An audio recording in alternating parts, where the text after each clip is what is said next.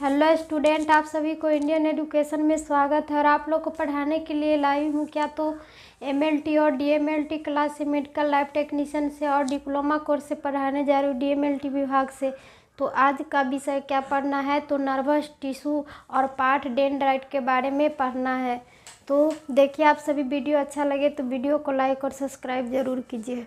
क्या पढ़ना है तो human anatomy of nervous tissue. Human anatomy में किसके बारे में पढ़ना है तो नर्वस टिश्यू, तंत्रिका ऊतक और पार्ट ऑफ डेंड्राइट के भाग के बारे में पढ़ना है। तो तंत्रिका ऊतक में क्या होते हैं, डेंड्राइट एक भाग होते हैं। तो ह्यूमन एनाटॉमी जो मानव शरीर का रचना विज्ञान होते हैं, मानव शरीर का जिसमें रचना का अध्ययन होगा वह ह्यूमन एनाटॉमी कहलाता है। तो इसमें क्या आएगा ह्यूमन एनाटॉमी में तो पार्श्व तंतु डेंड्राइट। पार्श्व तंतु क्या है तो डेंड्राइट को ही कहते हैं, जो संवेदी तथा अभिवाही प्रवर्ध होते हैं, जो संवेदी तथा अभिवाही प्रवर्ध होते हैं। इनमें नीसल कणिका विद्यमान रहते हैं। इनमें नीसल कणिका क्या होती है कि विद्यमान रहते हैं। इस प्रकार की तंतु बहुत छोटे छोटे होते हैं। इस प्रकार की तंतु फाइबर क्या होते हैं तो छोटे छोटे होते हैं, परंतु इसमें बहुत सी शाखाएं फूटती है।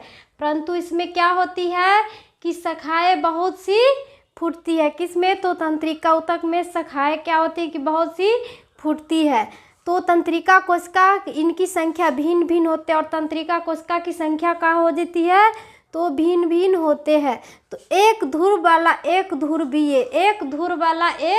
ध्रुवीय कहलाएगा, यूनिपोलर कहलाएगा। और क्या कहलाएगा तो एक ध्रुवीय वाला यूनिपोलर कहलाएगा।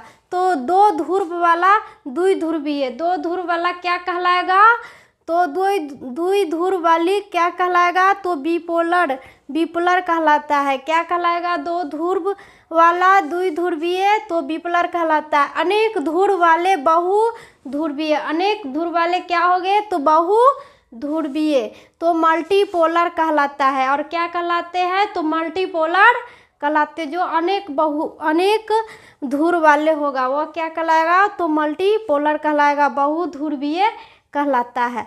तो ये ह्यूमन फिजियोलॉजी, ये क्या है तो ह्यूमन फिजियोलॉजी तो मानव का क्रिया का अध्ययन होता है। इसमें तो ह्यूमन फिजियोलॉजी होगा। जो ह्यूमन फिजियोलॉजी में क्या आएगा कि संवेदी तथा अभिवाही होते हैं। जो संवेदी तथा क्या होंगे तो अभिवाही होंगे। पैथोलॉजी में क्या आ जाती है तो जांच आती है। जांच विज्ञान को ही पैथोलॉजी कहते हैं। किसको कहेंगे तो जांच विज्ञान को पैथोलॉजी, जिसमें जांच का अध्ययन होगा, जिसमें जांच किया जाता है वह होगा पैथोलॉजी।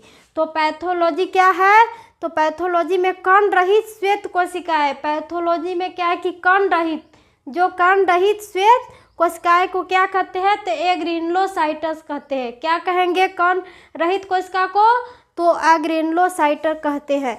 तो 3 प्रकार के होते हैं। एग्रेनुलोसाइट्स भी क्या होते हैं कि 3 प्रकार के होते हैं। एग्रेनुलोसाइट्स कण रहित श्वेत कोशिकाएं 3 प्रकार के होते हैं। पहला में क्या है तो लिम्फोसाइट, तो लसिका श्वेत कोशिकाएं। लिम्फोसाइट को क्या कहेंगे तो लसिका श्वेत कोशिकाएं। दूसरा नंबर क्या है मोनोसाइट, तो मोनोसाइट को क्या कहेंगे तो मोनोसाइट को मोनोसाइट ही कहते हैं। और थ्रोम्बोसाइट को क्या कहेंगे तो चक्रिकाएं कहते हैं। थ्रोम्बोसाइट को चक्रिकाएं। ये हुआ गया क्या तो कण रहित एग्रेनुलोसाइट्स के ये भाग होते हैं 3।